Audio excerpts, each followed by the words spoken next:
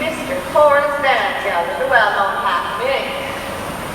My late husband, Ephraim Levi, said, that means he's got at least 60,000 cats. But I'll do my best to have you prepared for our summer special before the week is out. Now, I might also mention, I'm available for financial consultation, instruction in the guitar and mandolin, short distance hauling, and varicose veins 3 tubes. Call on Dolly. She's the one that Spencer's recommended, saintly kind of man. Your sister wants to smash him up. Don't forget to bring him in and not such a fashion. Call on Dolly. Mrs. Levi. Mr. Cameron, the artist. You know, I'm something of an artist myself. I do those silhouettes with scissors and black paper. Right. Here's one of Ada Rehan looking the other way. Why?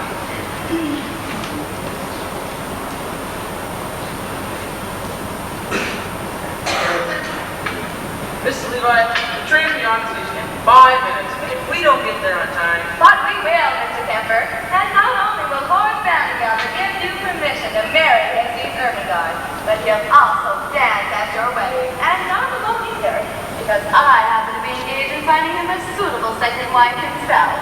And what he really wants is someone steady to clean his house. My late husband, Mr. Levi, always said, marriage is a bribe to make a housekeeper think she's a householder. I know all about it, Mrs. Levi. Half New York says he's going to propose to Mrs. Irene Malloy this very afternoon. Which is why I'm on my way to Yonkers this morning, Mr. Kemper. And to take on your case and knock out 4 numbers with 1 stone or whatever I'll throw a house. Well, if you look at this, I have nothing here to pay my train fare with. Only large bills, 5, 6, 7. I have some changes somewhere. I only hope this isn't a wild goose chase. And speaking of poultry,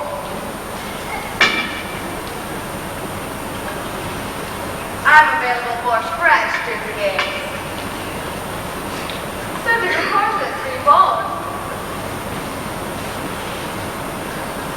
Ears pierced, and pierced ears replugged. Mrs. Levi! Saintly kind of man. Your sister wants to smash him up. Don't forget to bring him in and not such a fashion. Call on Dolly. Tell me, Mrs. Levi, what's in all this for you? A living, Mr. Kemper. Some people paint, some sew. I meddle. I have always been a woman who arranges things for the pleasure and the profit it derives. I have always been a woman who arranges things like furniture and daffodils and lights.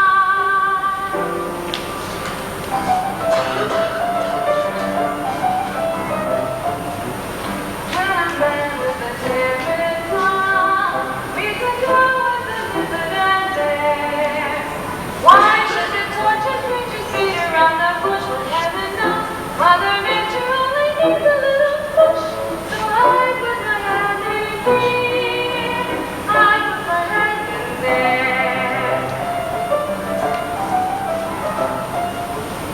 and a girl over 6'3" loves a man who comes out to her ear. Surely it's obvious she'll never be seduced, but sometimes over the sense they give her a little push. So I put my hand in here, I put my hand in there.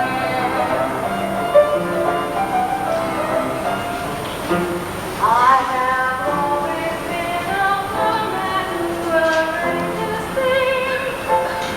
It's my duty to assist the Lord above. I have always been a woman who arranges things like luncheon parties, poker games, and love.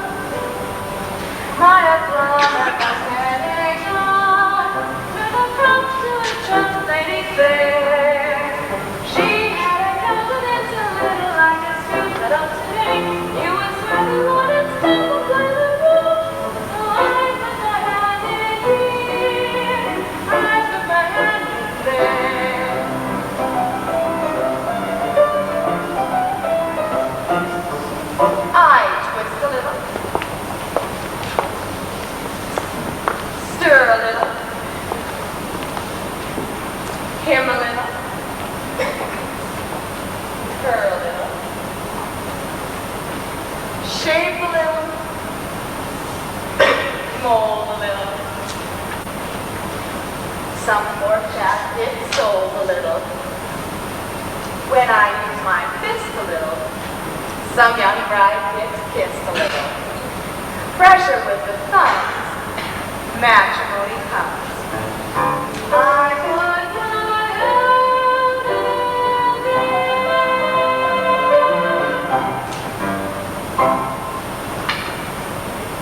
in Mrs. Levi. Mr. Kemper, I know. The Yonkers train is about to leave. Now you go buy our tickets. Get it with us, please. Order lunch and I'll meet you on board. Emperor Levi, I'm going to get married again. I'm going to marry poor Samuel for his money and send it out circulating among the people like Raymond the way you taught me. And I want a sign from you sometime today that you approve. Oh, it won't be a marriage in the sense that we had one, but I shall certainly make him happy. And I'm tired of them, tired of living from hand to mouth, so I want that sign. Mrs. Levi. Sometime today. Now, don't you worry, Mr. Kemper. We'll make that train, you will get to Yonkers, and you will marry everyone. Just as everything is me. I put my hand in there.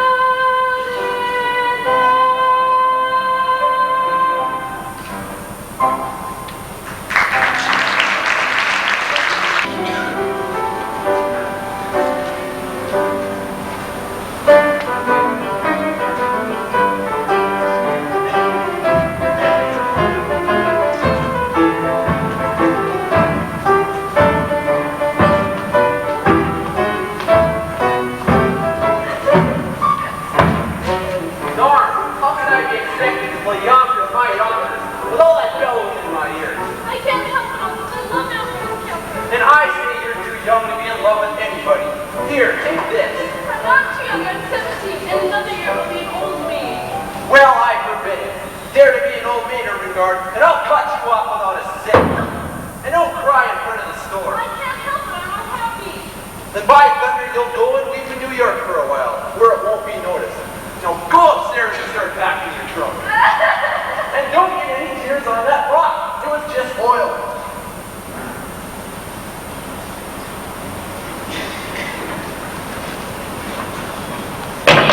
Cornelius, Barnaby. You snapped, Mr. Vandergelder? I did. I have news for you both. I'm going to New York this afternoon to march in the 14th Street Association Parade. And when I come back, you're going to have to miss her. But I'm too young, Mr. Vandergelder. That's yours, you idiot. Mine. I mean, I'm getting married again. And in honor of that occasion, I've decided to promote you, Cornelius, to chief clerk. But what am I now, Mr. Vandergelder? You're an impertinent fool, that's what you are. And I'm promoting you from an impertinent fool to chief clerk. Any more questions? Yes. What?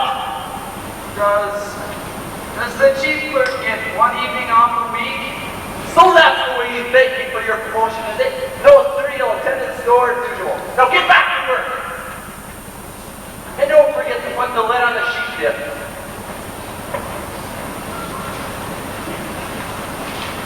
Evenings off, marry an artist, foolishness.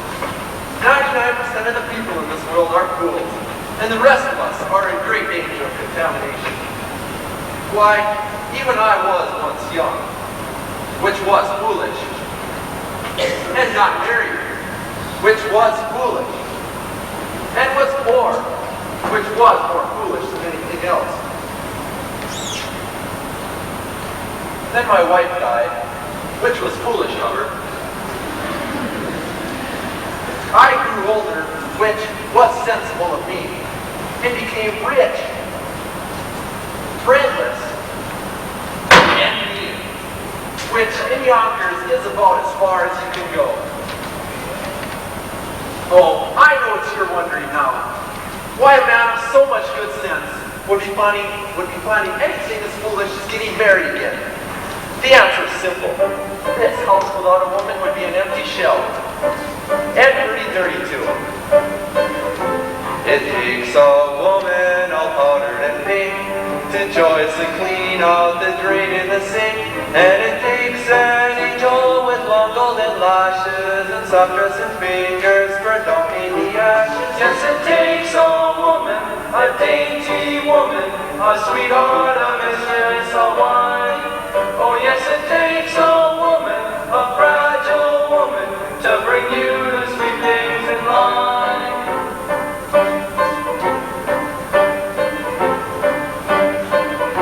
That frail young maiden who's constantly there for washing and gluing and shoeing the mare.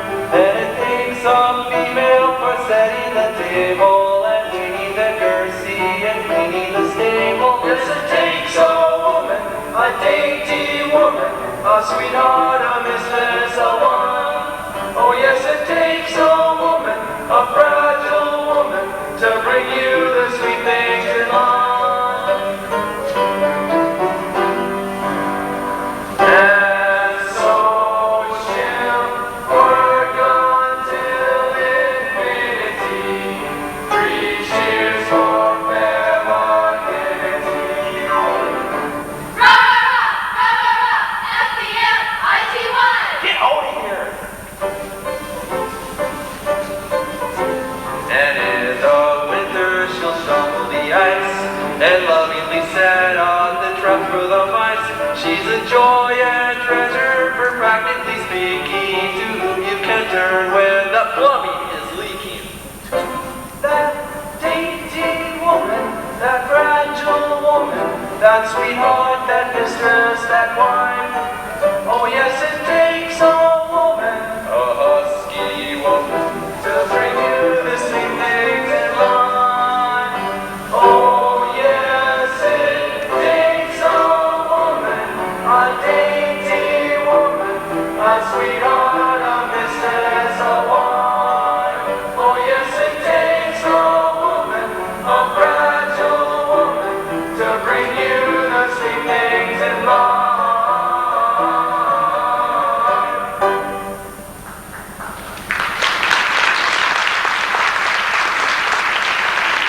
All right, all of you out of here.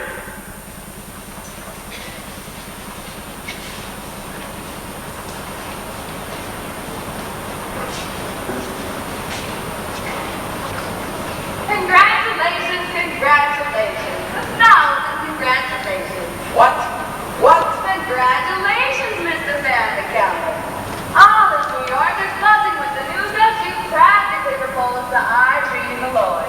Why, the streets are lined with eligible young ladies prostrate the streets. All my congratulations and sympathy. Sympathy? Did I say that? A mere slip of the tongue is all. No, I was delighted with the happy news. After all, she was a very easy garden. But I didn't know what people said, although I, for one, never believed the rumors. No, I didn't. Rumors? What rumors? Nothing to get upset about, for. According to all known facts, her first husband passed on quite naturally. It's just that he went so sudden. A few spoonfuls of chowder she made special for him and poof! Oh, what it could happen to anyone. No, there's no truth in it. Just one word of advice, Mr. Van de Gelder. Eat out. No, hold on, Mrs. Levi. You mean to say that Mrs. Malloy? I mean to say nothing, Mr. Van de Gelder. Just friendly advice. Keep away from the chowder. Well, as I said before, Mr. Van de Gelder, congratulations on your forthcoming nuptials, and may you rest in peace. May guardian angels watch over you both, particularly at dinner. Now look here, Mrs. Levi. You introduced me to Mrs. Malloy, and rumors or not, I intend calling on her this afternoon as arranged. Very well, then there's nothing more for me to do than go back to New York and tell the other girl, the heiress, not to wait. What did you say? Nothing, a word, heiress. Particulars, Mrs. Levi. I demand particulars. Her name. Her name? Money. Ernestina Money. What a lovely, lovely name. Picture, if you will, hair as shiny as a newly minted dime. Eyes as big, round as silver dollars. Skin soft and mossy like an old greenback. I can feel her now. Age? 19. Weight? 102. Waist? 47. Waist 47? That's with the money belt. Now, I could arrange for you to meet with this Ernestina this very afternoon. I ain't got time, Mrs. Levi. I gotta bring my niece Ermengarde to New York this afternoon. Until she forgets a certain Ambrose Kemper. I can do that for you, Mr. Vandergelder. I know just how to handle such things. Then I'm marching in the 14th Street Parade. What a coincidence. Guess who's been chosen to ride on the main float of the spirit of 14th Street? Miss Money. Her mother was a cash, you know. All right, Mrs. Levi. I'll meet Miss Money at the parade. But I still intend paying another call on Mrs. Malloy first. Oh, very well, Mr. Vandergelder. I'll meet you on that cart bench in front of Mrs. Malloy's hat shop at 2:30 as usual. One more thing, Mrs. Levi. Suppose I decide against Mrs. Malloy, and I don't like Miss Money either. Well then, Mr. Vandergelder, I happen to have one more name on my list. A name I know as well as my own. But let's not get into that now. It'll come up all by itself in good time. Don't you worry about that.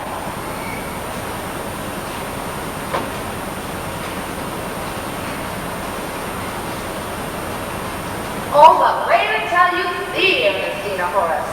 A vision, a dream.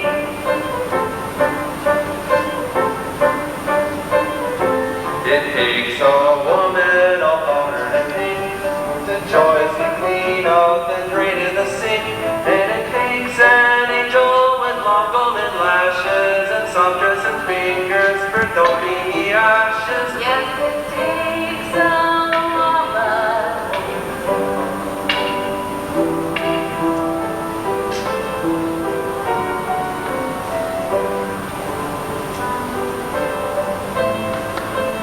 You know, I think I'll have this room done over in blue wallpaper.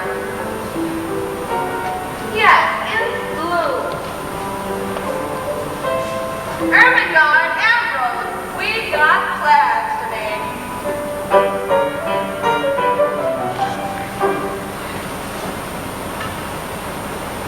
Chief clerk. Promoted from chief clerk to chief clerk. And if I'm good in another 10 years, I'll be promoted to chief clerk again. I'm 33 years old and I still don't get the evening off. When am I going to begin to live? You can live on holidays, Cornelius.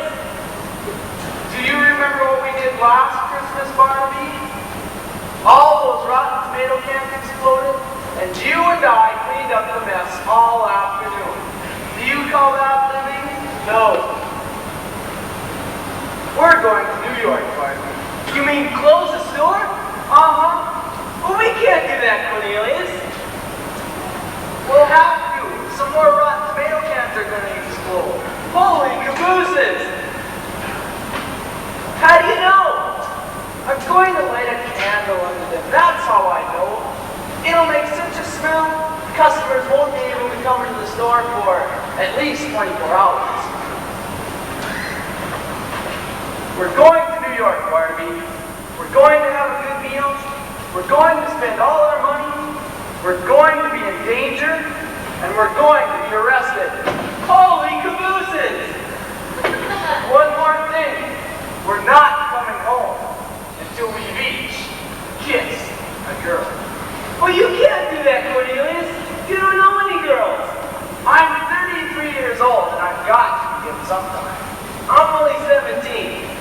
It isn't so urgent for me. Elevated trains, the lights of Broadway, the stuffed whale at Barnum's Museum. A stuffed whale? A stuffed whale. What do you say, Barnaby? Yes. Cornelius, yes. Now, the first thing for me to do is make you financially independent. I know I'll find you a job. Can you dance? I'm an artist, Mr. Levi. You know, I paint. Well then, my card. Mrs. Dolly Levi, painters, not dance. Yes, now there's a man, Rudolph Reisenbecker, at the Harmonia Gardens restaurant on 14th Street. I'll give you a note for him, and we'll see if we can have you both entered in the pulpit contest tonight. the prize, the week's engagement, and the gold cup. Oh, the cups we won after the week. Hold on, Mrs. Levi. No fiancé of mine is going to set foot with the babe. And I don't mind saying I'm surprised you have acquaintances in a place like that. Not acquaintances, Mr. Kemper. Friends. Dear friends from days gone by. My husband, Edward Levi, believed in life in any place you could find it. Cafes, ballrooms, yes, even theaters. Why, even your times were bad. Every Saturday night like clockwork, down those stairs of the Harmonia Gardens they came after the tea. It's all very well to come down like clockwork, Mrs. Levi. Sure has been Ermengarde to work there. The only way is to show Lawrence Vandergelder that we mean business. Now, you two go down to the Harmonia Gardens restaurant later tonight and tell them that Mrs. Levi sent you. Oh, and tell Rudolph that Dolly's coming back, and I want a table for two and a chicken for 8 o'clock tonight. The bottom row looks all right, Cornelius. Now put the candy in the one on top. Not too close now. Oh, it looks like they're ready to burst. Oh, holy cabooses, Cornelius. You can smell it all the way up here. Let's get dressed, Barnaby. We're going to New York. Out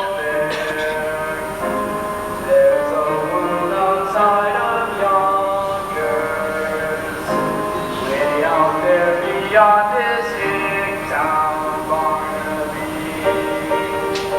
There's a slick town, Barnaby. Out there, full of shine and full of sparkle. Close your eyes and see it glisten, Barnaby. Listen, Barnaby.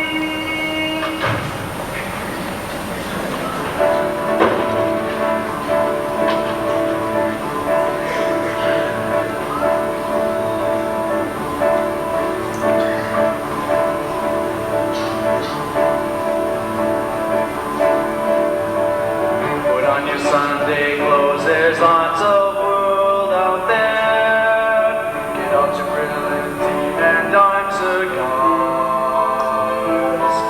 We're gonna find adventure in the evening air. Girls in white and the perfect night where the lights are bright as the stars. Put on your Sunday clothes, we're gonna ride through town in one of those new horse non-open cars. We'll see the shows at Delmonico's and we'll close the town in a while. And we won't come home until we've kissed a girl. Put on your Sunday clothes when you feel down and down. So down the street and have your picture took. Just like a dream, your spirit seems to turn around. That sun to shine is a certain sign that you feel inspired to go. Beneath your parasol, the world is all a smile that makes you feel brand new down to your toes. Get out your feathers, your patent leathers, your beads and buckles and bows. For there's no blue Monday in your Sunday clothes. Come on, Barnaby. We're going to New York. The lights of Broadway, elevated trains, the stuffed whale at Barnaby Museum. Holy cabooses! Put on your Sunday clothes when you feel down and down. Sit down the street and have your picture took. Just like a dream, your spirit seems to turn around. That sun to shine is a certain sign that you feel as fine as you are. Beneath your parasol, the world is all a smile. Makes you feel brand new down to your toes.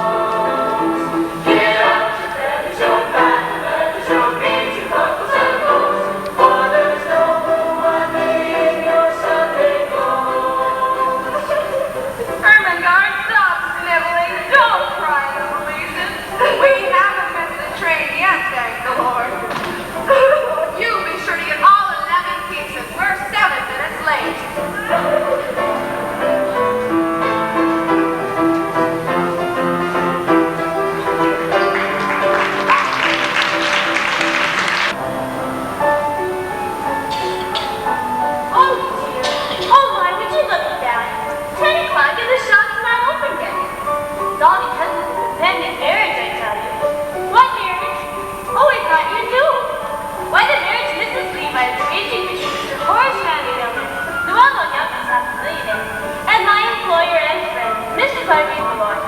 Although, if you ask me, he'll never take the place of her late husband, Mr. Peter Malloy. May he rest in peace, wherever he is. I'm not sure. He was a caution, you know. Oh, it's all too much for her late husband, the new marriage, and now, on top of everything else, Miss Mortimer returning this hat for the third time. Same old story. Cherries and feathers she wants, cherries and feathers. To catch a beau, I suppose. If you ask me, she'd do much better with a nice heavy veil.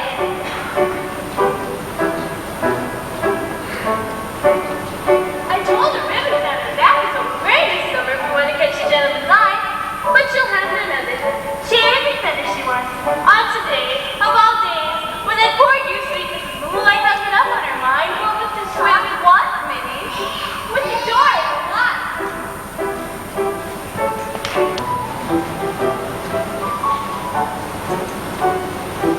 And as I was saying, Mrs. Boy, I can just bite out my tongue for the things I've said and the things I'm going to say. But as long as I've gone this far, I might go along with it. Mrs. Malloy, why, say it, Minnie, why am I decided to marry Horace Vanderbilt? Oh, Mrs. Malloy, I didn't have to do that. I would rather die in the practice than the prison question. But as long as you did bring it up, I married Horace Vanderbilt for one reason, and one reason alone, Minnie. To get away from this millinery business. I hate tabs, Mrs. Malloy, and I can no longer be suspected of being a wicked woman with nothing to show for it. Oh, Mrs. Malloy, don't protest, Minnie. All millinerists are suspected of being wicked women. That's why I can't go to restaurants, balls, theaters. That's all the proof they need. Take my word for it, Minnie.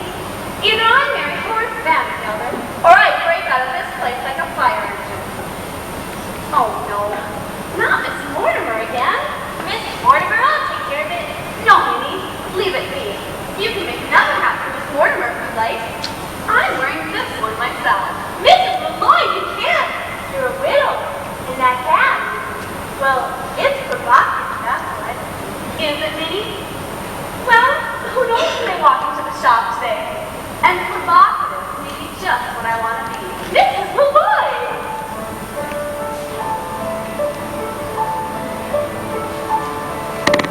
I'll be wearing ribbons down my back this summer, blue and green and streaming in the yellow sky. So if someone special comes my way this summer, he might notice me passing by, and so I'll try to make it easier to find me in the stillness of July, because the breeze might stir a rainbow up behind me that might happen to catch a gentleman's eye, and he might smile and take me by the hand this summer, making me recall how lovely love can be. And so I will proudly wear ribbons down my back, shining in my hair, that he might notice me.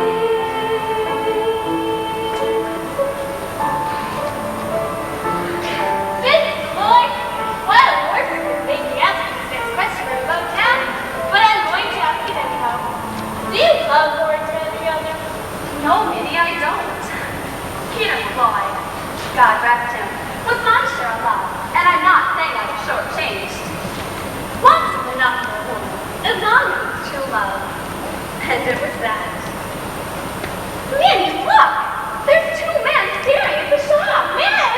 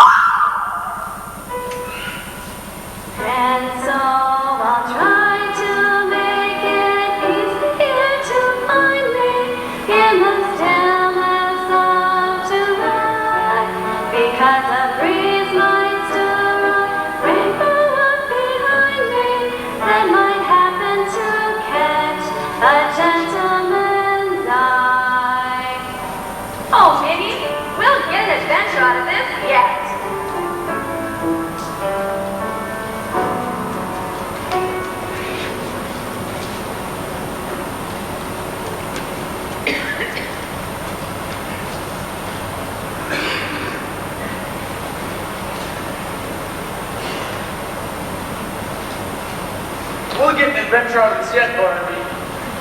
All day long we wander around the streets of New York, and then we come to the quietest street in the city, and suddenly we... Van Gilder! Is he still out there? You better go look. He's sitting right on that bench. Cornelius, are you sure this is an adventure? When you're in an adventure, Barnaby, you don't have to ask. How much money have we got left? Not much. Let's see. 40 cents for the train back. 30 cents for lunch. And 20 cents to see the whale. That's...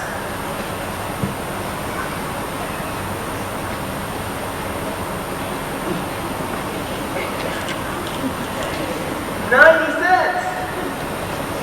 Why? When those women come back, we'll have to pretend that we're customers. Customers, that's it, Barnaby. We're two men about town looking for hats for ladies. Good afternoon, Mrs. Malloy. Here, Cornelius Hackle. Here, Barnaby Tucker. My pleasure, gentlemen. Now what can I do for you? We're two ladies about two heads to see looking for ladies. We want a hat. We're a lady, of course, and everyone told us to go to Mrs. Malloy's because she was so pretty. I mean, her hats were so pretty. And so reasonable, Cornelius. As reasonable as $100 would still leave us enough money to see the whale. You'll have to pay him no mind, ma'am. It's his first trip out of Yonkers, and he's all excited to see the whale. Just keep an eye on the street, Barnaby, and maybe you'll see it pass by. Is it big and black with mean little red eyes? Yes. Sitting right on that bench? But you say Yonkers, Mr. Hackle? Oh, yes, ma'am, Yonkers. And if I might say so, you should see Yonkers. By that I mean perhaps Mr. Malloy would like to see Yonkers too. I'm a widow, Mr. Hackle. You are? Barnaby, she's a widow. Begging your pardon, ma'am. I'm sure your husband would have enjoyed Yonkers, especially in that hat. On you, of course. You're Catholic, aren't you? Well, don't let that bother you. I'd be willing to change.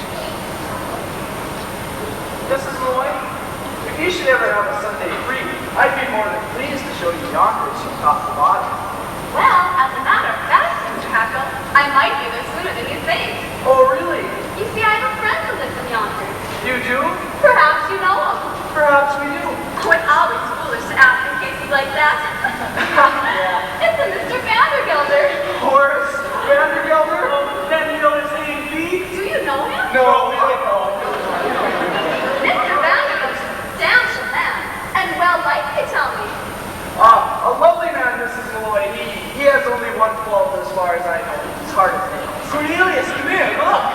I think. Now, I wonder if your friend might like this one. Look out! Begging your pardon, Mrs. Malloy. Gentlemen, what are you doing? Help us and we'll explain everything later, ma'am. Come on here this minute. We're as innocent as can be, Miss Oh, Malloy. really not, Mr. Haskell. Mr. Tucker, I insist that you both come out of here, or I'll be forced to... Mr. Vandergelder. Mrs. Malloy, I don't suppose Mrs. Levi is here, is she? She was supposed to meet me on that bench 10 minutes ago. Well, she could just go on looking for me if she comes. When I make an appointment, I like people to be on time. Here's a present for you. Chocolate-covered peanuts, unshelled. That's the expensive kind. Did I just see you talking to two men? Men? Men, Mr. Vandergelder?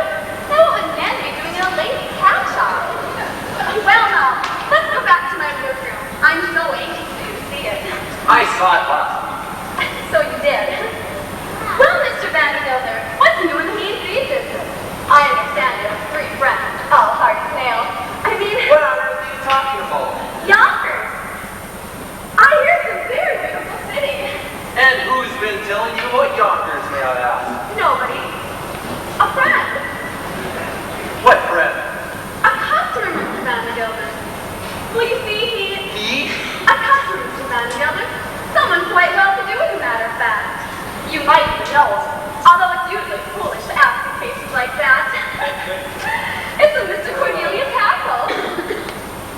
say Hackle? Why, yes. He happens to be my head clerk, that's all. Mrs. Malloy, I demand an explanation. And I'm going to give it to you. Why shouldn't you know Cornelius Hackle? Everyone knows Cornelius Hackle. Why, he's at the opera in all the fashionable homes. He's even at the Harmonia Garden restaurant 3 times a week. Impossible. He's only got $146.35, and I keep it in my own state. Oh, Mr. Vandergelder, you'll be killing me. He's one of the Hackles. They built the canal. What canal? The Panama. The area. Both. It ain't the same man. Who took the horses out of Jenny Lynn's carriage and pulled her through the streets? Cornelius Hackle. And who dressed up as a waiter outside the Fifth Avenue Hotel? Took that oyster and dropped it on Mrs. I can't say it, but it was Cornelius. He's the playboy of New York. Now, Irene, don't deny it. I can see you were as taken with him as everybody else. Really, Dolly, I don't know what you're saying. I've only seen him once in my life. Really, Dolly? Excuse me? Of course.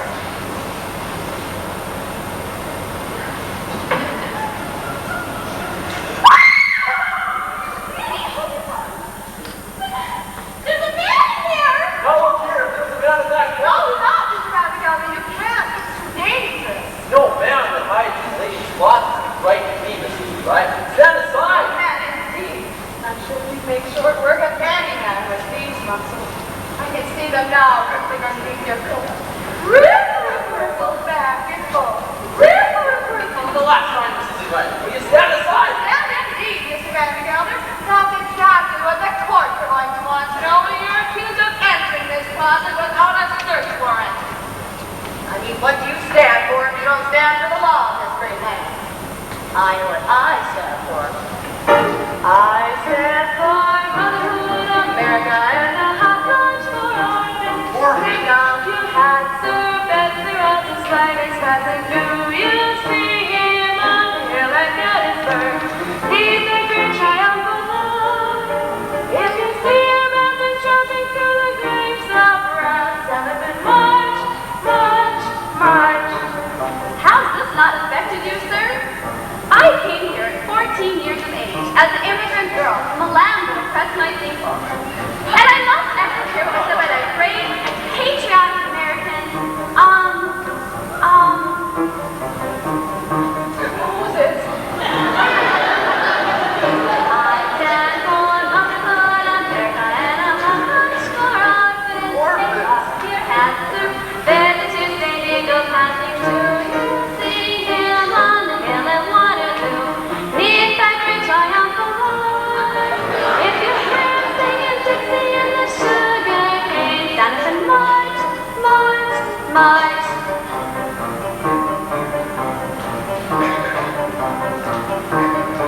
I stand for motherhood and a hot lunch for orphans. Take off your hats, lift your bed, drop the baggage, hear the singing on to the gate.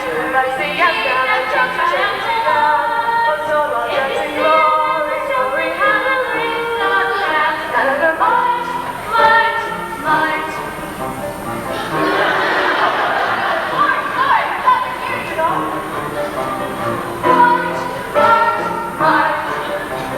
One more for the Union! March, march. Down the torpedoes, full speed ahead. March, march, march. March, march, march.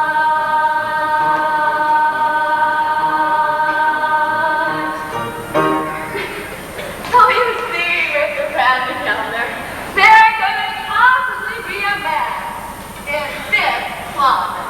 Oh, dude! Bless you. Mrs. Malloy. All right, Mr. Vandergelder, there is a man in our closet. And under that table. What the devil? There also happens to be a very simple explanation. But for the present, good afternoon. Oh, good Lord, this whole room is just crawling with men. I'll never get over it. I take it I'll see you later Certainly will, Mrs. Levi. With a certain young lady on the main float at the end of the parade. Good day, Mrs. Malloy.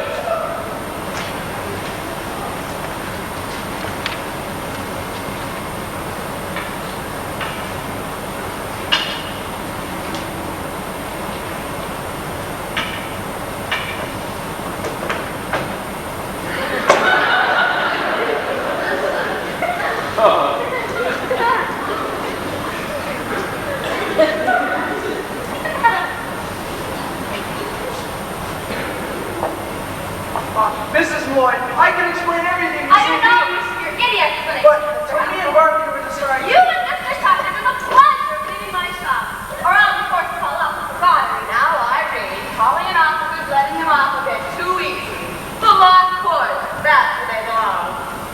Now I've been adding up the legal offenses these two have been committing, and believe me, you've got grounds for at least 2 writs. Non-compos and a garnishee. Now the first thing to do is show that you've tried to settle this thing amicably first. Have dinner with them. Dinner? Is that absolutely necessary, Dolly? It's the way that things are done in the highway. Dinner first, garnishee afterwards. Well, if it must be. Mr. Hassel, Mr. Tucker, you may take me and fade myself to dinner. Oh, delighted, Mrs. Malloy. I know a lovely place down by the railroad station Oh, that we no, could Mr. take a Hassel. look at. If the harmonious party is good enough for your fashionable friend, it's good enough for me to fan myself. They say they have a lovely orchestra there, Minnie. Mrs. Malloy, we really couldn't do that, you see. It's not the money or anything like that. It's just that... It's the whale! It's the whale! No, it isn't the whale, Barnaby. It's the dancing. You see, they have dancing in a place like that.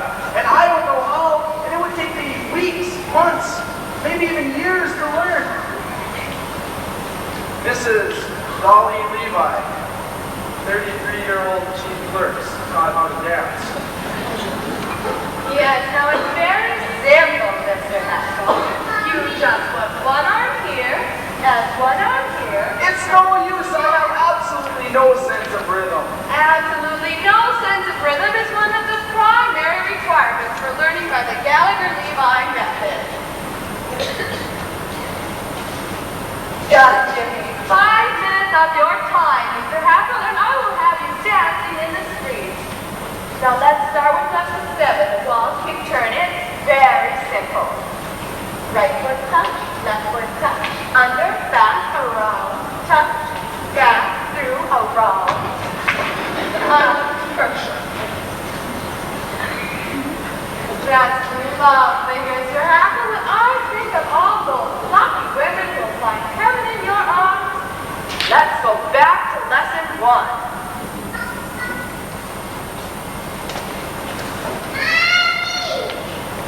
Put your hand on her waist and stand. With her right in your left hand. And 1. Oh, no. Let's try that again, shall we? And 1, 2. You must use your feet.